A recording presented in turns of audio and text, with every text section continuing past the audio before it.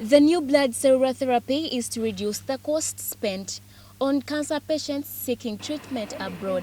Dr. Henry Dungu, a senior consultant at Uganda Cancer Institute, says the services that will be offered include red blood cell exchange for patients with sickle cell. We hope by having this service in place will reduce significantly on the number of people that have to go abroad for these kinds of treatments. So we hope this is going to be very, very helpful when we start implementing, and it reduces significantly on the cost of foreign exchange. The procedure in which blood is collected, part of the blood, such as platelets or white cells, is taken out, and the rest of the blood is returned to the donor.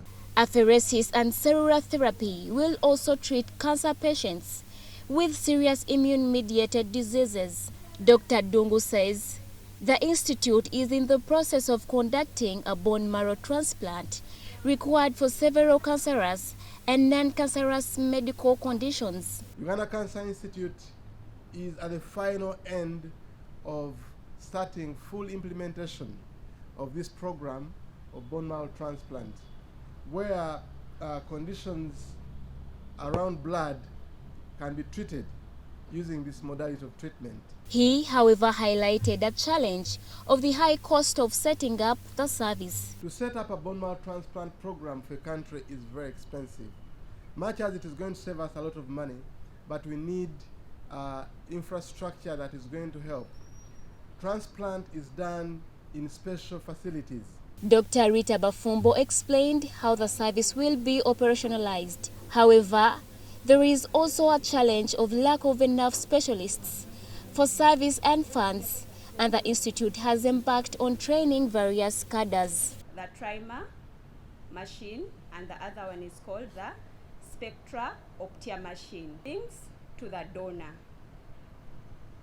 When the blood starts flowing from the donor to the machine, this machine separates different blood components. The machine will deplete, it will take out all those excess cells,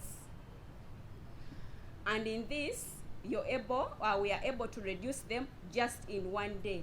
The cost of the treatment will be determined by the board, but it is anticipated that it will be free of charge and a medical tourism service that will attract patients. Irene Faith Nantongo, Dan Lugemwa.